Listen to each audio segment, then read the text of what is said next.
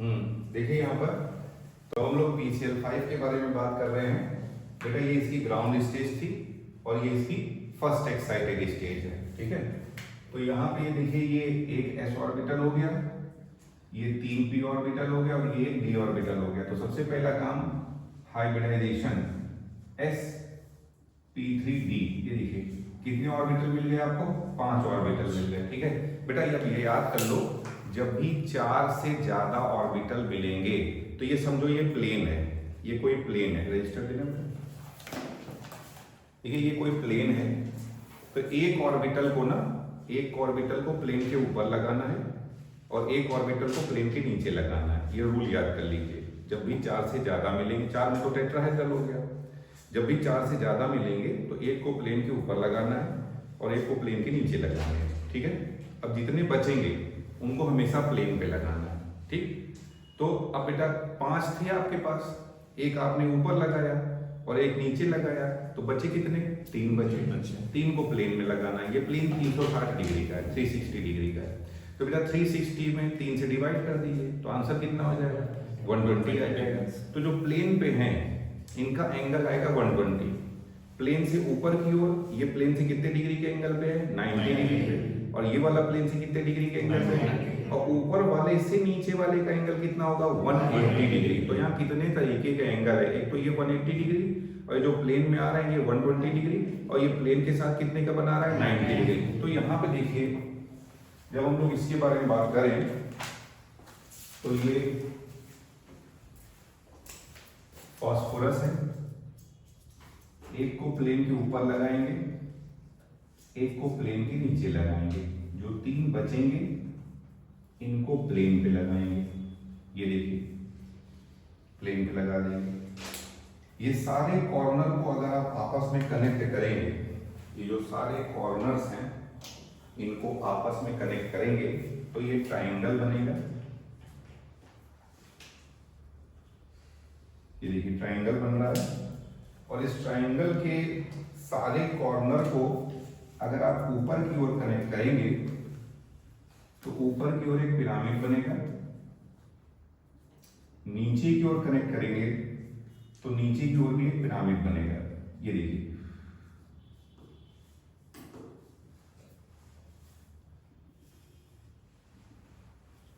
इस तरह से। तो इस शेप को कहते हैं हम लोग ट्राइएंगुलर बाई पिरामिडल। तो इसका शेप आ जाएगा, शेप होगा ट्राइएंगुलर बाई पिरामिडल।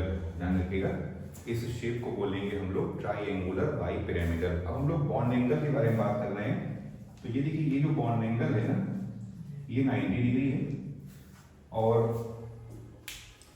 ये जो बॉन्ड एंगल अंदर आपको दिख रहा है ये 120 डिग्री है, 120 डिग्री। और अगर आप यहां बात करेंगे ऊपर से लेकर नीचे तक की तो ये बॉन्ड एंगल आ जाएगा 180 डिग्री। तो यहाँ पे कितने तरीके के बॉन्ड एंगल हैं, 3 तरीके के, 90 डिग्री, 120 डिग्री, 180 डिग्री। यही पूछ लेते हैं कितने तरीके के बॉन्ड एंगल है, तो 3। अब देखो बेटा इसके अलावा जो ये अंदर तीनों पोजीशन है 1 2 3, इन्हें इक्वेटोरियल पोजीशन कहते हैं, इक्वेटोरियल पोजीशन। और ये जो ऊपर और नीचे दिख रहे हैं ना इनको एक्सियल पोजीशन कहते हैं। ध्यान रखिएगा ये जो ट्रायंगल में 3 हैं इनको इक्वेटोरियल पोजीशन कहते हैं और जो ऊपर और नीचे हैं इनको एक्सियल पोजीशन कहते हैं, ठीक है। अब देखो बेटा सुनो, इधर देखो सब लोग, इसमें मान लो आपसे पूछ लेते हैं कि भैया कितने 90 डिग्री के एंगल है। इसमें ये क्वेश्चन पूछ लिया जाता है कि 90 डिग्री के कितने एंगल है, बताइए कितने 90 डिग्री के एंगल दिख रहे हैं। 5 डिग्री। तो देखो बेटा देखिए यहां पे समझिए जरा सा, इसमें बनो देखिए ये मान लीजिए प्लेन है। इस प्लेन मैंने कहा था ना आप कैसे अरेंज कर रहे हैं, एक प्लेन के ऊपर और एक प्लेन के नीचे और 3 को प्लेन में अरेंज कर रहे हैं। तो सोचिए ये प्लेन है इस पे एक तो ये क्लोरीन है, देखिए, दूसरा ये क्लोरीन है और तीसरा ये क्लोरीन है, बीच में फास्फोरस है। ये देखिए ये प्लेन है, इसमें इस तरह से क्लोरीन ये इस तरह से कनेक्टेड है, समझिएगा जरा सा, 1 2 3, ये देखिए इस तरह से कनेक्टेड है इसमें, दिख रहा है आप लोग। अब मैंने ध्यान से देखिए, अगला क्लोरीन यहाँ बनाया है, प्लेन के ऊपर की ओर लगाया है, ये देखिए ये प्लेन के ऊपर की ओर लगा दिया। तो अब यहाँ पर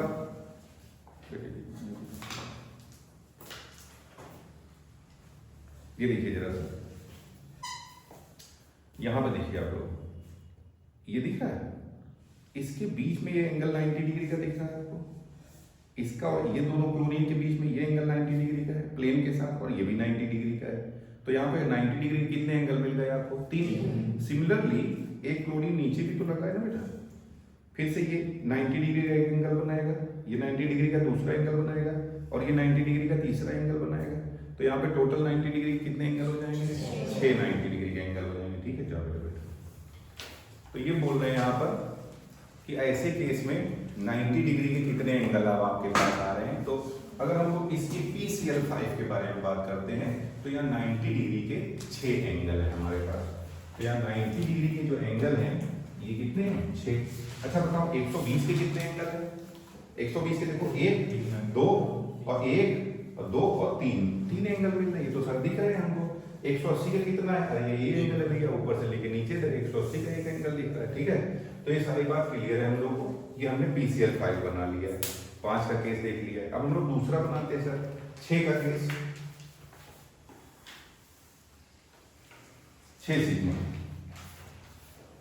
6 सिग्मा में SF6 आ जाएगा। ये देखिए कितने इलेक्ट्रॉन है बेटा? इसका ग्रुप नंबर 6 है, जिसका जो ग्रुप नंबर है उतने इलेक्ट्रॉन हम लोग वैलेंस सेल में लेंगे। तो यहां पर इसके वैलेंस सेल में 6 इलेक्ट्रॉन है।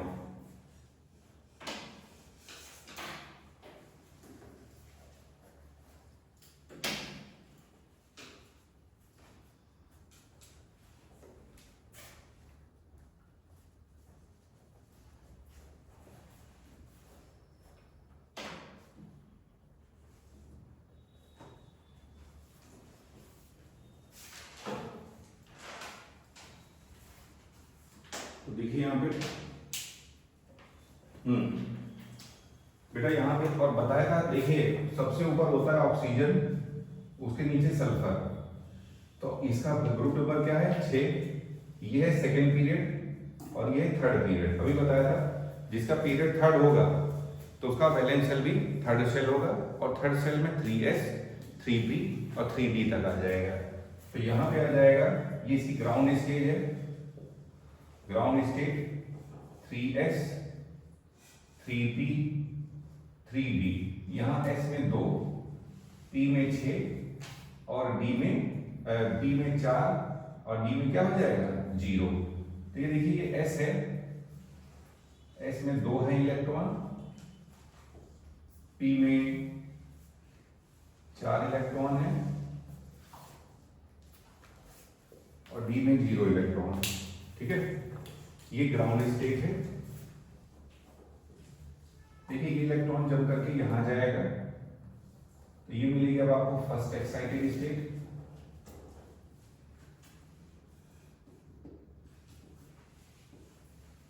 First excited state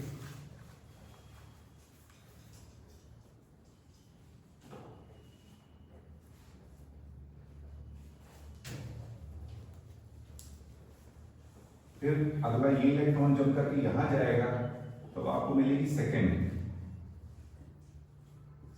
excited state.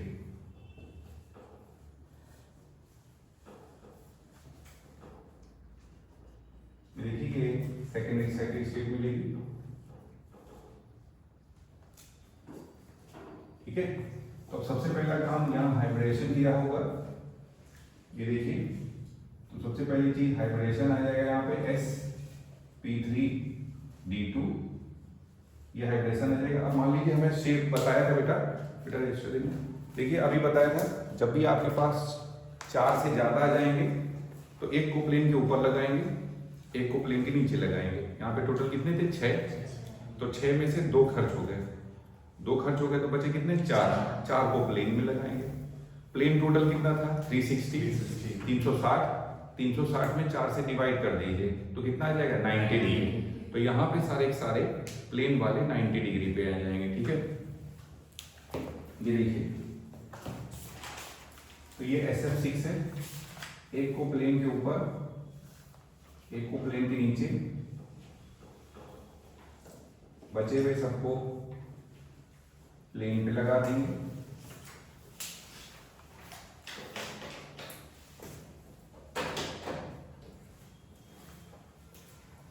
इनको आपस में कनेक्ट करेंगे तो ये स्क्वायर बनेगा। ये देखिए बॉन्ड एंगल इनका 90 डिग्री है और ये भी बॉन्ड एंगल 90 डिग्री है। ऊपर से लेके नीचे तक 180 डिग्री है। तो यहाँ पे अगर पूछा जाए बॉन्ड एंगल तो 2 तरीके, एक तो 90 डिग्री के हैं और दूसरा 180 डिग्री के हैं। 2 तरीके के बॉन्ड एंगल है। इसका अगर शेप पूछा जाए बेटा तो बीच में तो स्क्वायर है, ऊपर की ओर आप देखोगे तो ऊपर की ओर एक पिरामिड बनेगा और अगर नीचे की ओर कनेक्ट कर दें, इसको नीचे की ओर कनेक्ट कर दें तो नीचे की ओर एक पिरामिड बन जाएगा। तो इसको बोलते हैं स्क्वायर बाइपिरामिडल या फिर ऑक्टाहेड्रल कहते हैं। तो ये जो शेप हो जाएगा, शेप स्क्वायर बाइपिरामिडल या फिर ऑक्टाहेड्रल। ठीक है, अब सुनो बेटा, समझो जरा सा। यहां आपसे पूछ लिया जाए कि 90 डिग्री के कितने एंगल है, बताइए।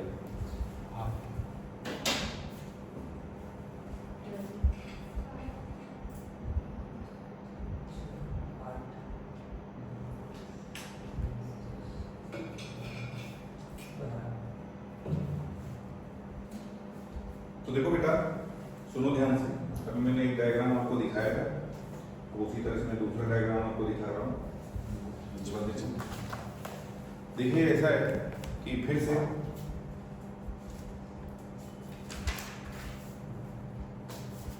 ये फिर से वो प्लेन है, इसके सेंटर पे सल्फर है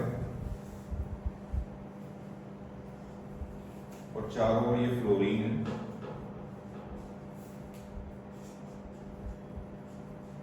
ये देखिए, ये सिचुएशन है, ये सल्फर है, चारों ओर फ्लोरीन है, ये कनेक्टेड है।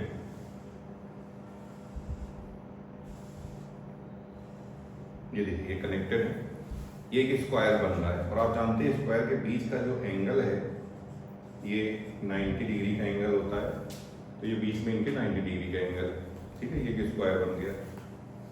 अब सोचिए जरा सा, इमेजिन करिए, तो यहाँ 90 डिग्री के कितने एंगल हो गए? देखो बेटा, 1 2 3 4 तो ये हो गए 90 डिग्री के। अब सुनो, अगला फ्लोरीन यहाँ ऊपर लगा हुआ है। इधर देखो बेटा, अगला फ्लोरीन जो है यहाँ पे, मोबाइल बेटा मत निकालिए, मोबाइल का यूज मना है यहाँ क्लास में, है ना। आप बाहर चले जाइए आराम से, जब मोबाइल काम खत्म हो जाए तब आप क्लास में बैठिएगा। एक बार मना किया, दोबारा मन बाहर निकाल देंगे, ठीक है। आइए बेटा, कोई बहुत ज़रूरी बात है, पेरेंट्स का कॉल आ रहा है तो आप बात कर लीजिए, अच्छी चीज़ है। पर ऐसे आप अगर फालतू के नोटिफिकेशन देखने के लिए बैठे हैं तो थोड़ी देर आप बाहर बैठ जाइए, आराम से मोबाइल में जो भी करना कर लीजिए, फिर आप क्लास में बैठिए, ठीक है। कोई ज़बरदस्ती नहीं है, स्वतंत्र है। सुनिए ध्यान से, समझिए। तो ये एक फ्लोरीन है, ये प्लेन के ऊपर है, और ये एक फ्लोरीन है, ये प्लेन के नीचे है। ध्यान से देखिएगा इधर। तो ये बोल रहे हैं यहां पर, ये देखिए इसके कितने एंगल बन रहे हैं। देखो, एक 90 डिग्री का एंगल, एक, फिर दूसरे फ्लोरीन के साथ 2, फिर ये 3, और फिर ये क्या दिख रहा है आपको? 4 दिख रहा है ना आपको। देखिए आप हल्का स्टिल्ट कर रहे हैं, समझे। देखिए यहाँ पर ये 1 दिख रहा है, फिर ये 2, फिर ये 3 इस फ्लोरीन के साथ, और फिर ये 4 इस फ्लोरीन के साथ। 4 ऊपर बन गए, सिमिलरली 4 नीचे वाला फ्लोरीन भी बनाएगा, ठीक है। 1, फिर 2, फिर 3, और फिर 4 इस फ्लोरीन चारों कॉर्नर के साथ। तो 4 ऊपर 4 नीचे 8 और 4 स्क्वायर के अंदर, तो टोटल कितने हो गए 12। तो यहाँ पे 90 डिग्री का बन गए। तो बोल रहे हैं यहाँ पर 90 डिग्री के टोटल कितने एंगल बनेंगे, 12 एंगल बनेंगे, समझे। तो यहाँ पे 90 डिग्री के एंगल हैं 12, ध्यान रखिएगा ये लीजिए, ठीक है। दूसरा सुनो बेटा, एक चीज समझो यहाँ पे, हाँ बोलो समझ में आया तुमको। हाँ तो यहाँ पे देखो बेटा, इसमें जब आपने देखा था तो यहाँ आपको दो तरीके के एंगल दिख रहे थे, एक तो 90 डिग्री का और दूसरा 120 डिग्री का। इसलिए यहाँ पर हमने दो अलग अलग लोकेशन डिफाइन करी हैं, 120 वाले पे इक्वेटोरियल और 90 डिग्री वाले पे एक्सियल। मगर यहाँ पे एक्चुअली में सारे एंगल तो 90 डिग्री के हैं, तो सारी पोजीशन सेम है, इसलिए यहाँ पर इक्वेटोरियल और एक्सियल पोजीशन डिफाइन नहीं करेंगे। जब तक एंगल अलग अलग नहीं है तब तक लोकेशन को हम लोग अलग अलग नहीं मानेंगे, ठीक है। तो ये हो गया। फिर लास्ट है इसमें 7 सिग्मा का केस मैं आपको बताने जा रहा हूँ। क्या मैं यहाँ पे लिख दूँ, ये वाला आप लोगों ने नोट कर लिया, ठीक है। चलिए तो 7 सिग्मा का केस हम लोग देखते हैं।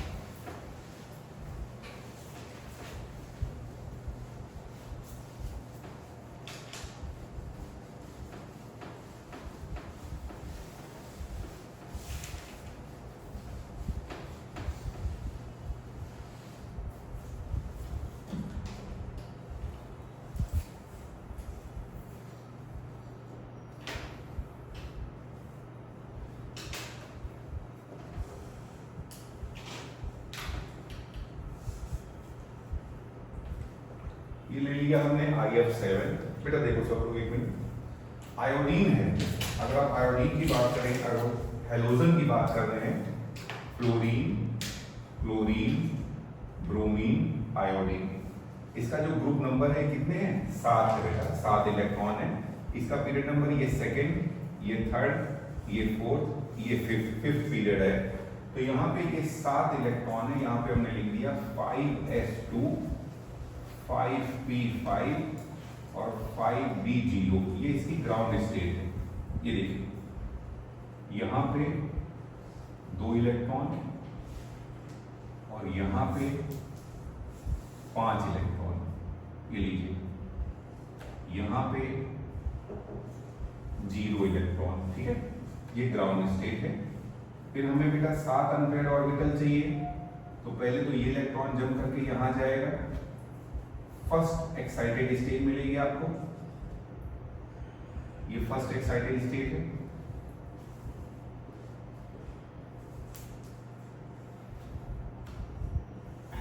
फिर अगला इलेक्ट्रॉन जंप करके जाएगा तो आपको सेकेंड एक्साइटेड स्टेट मिलेगी।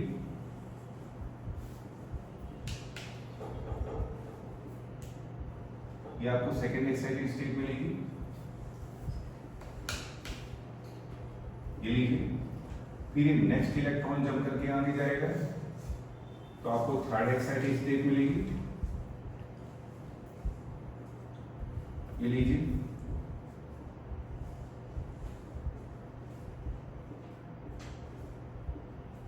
ये लीजिए थर्ड एक्साइटेड स्टेट मिलेगी, ठीक है। अब इसके बेसिस पे सबसे पहला काम हाइब्रिडाइजेशन क्या होगा, एक S3p 3d, तो हाइब्रिडेशन हो जाएगा sp3d, D3 हो जाएगा, ये sp3 D3 हो जाएगा। सुनो बेटा, अभी क्या बताया था, सुनो। जब आप 4 या 4 से ज्यादा मिलेंगे, जब भी 4 से ज्यादा आ जाएंगे तो कहा था एक को प्लेन के ऊपर और एक को प्लेन के नीचे। टोटल कितने हैं, 7 में से 2 खर्च हो गए तो कितने बचे, 5। तो यहाँ 5 को प्लेन में लगाएंगे। प्लेन कितना होता है, 360 डिग्री। 360 में 5 से डिवाइड कर दीजिए तो 72 डिग्री आंसर आ जाएगा, समझे। तो यहाँ अंदर प्लेन में 72 डिग्री का और ऊपर और नीचे 90 डिग्री का। अभी फिर से आपको अलग तरीके के मिल गए ना, तो जो ऊपर वाला ये एक्सियल, नीचे वाला एक्सियल और अंदर वाले सारे क्या होते हैं, इक्वेटोरियल होते हैं, ठीक है। तो देखिए ये सिचुएशन होगी,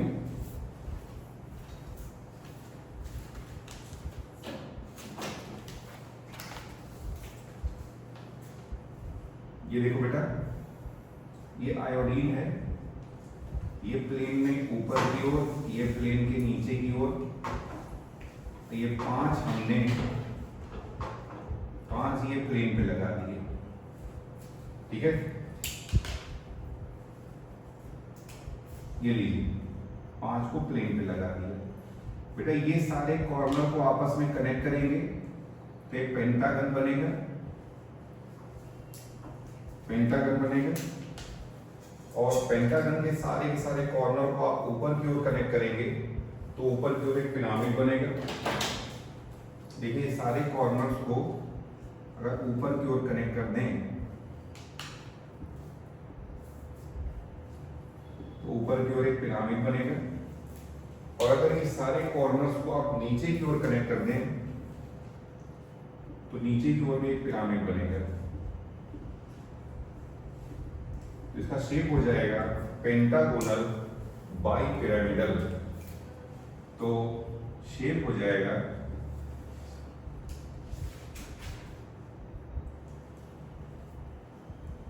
पेंटागोनल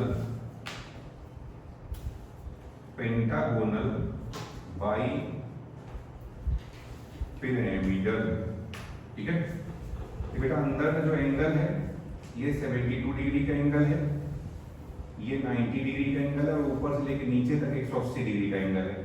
तो बॉन्ड एंगल कितने तरीके के हैं?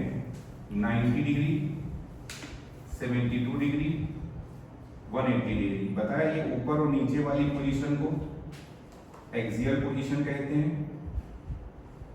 और अंदर वाली सारी पोजीशन को, बेटा ये देखिए सारी जो 5 पोजीशन है इनको इक्वेटोरियल बोलते हैं।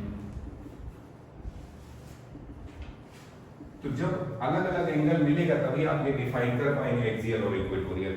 अगर सेम एंगल है तो वहां पे ये नहीं डिफाइन करना है एक्सियल और इक्वेटोरियल।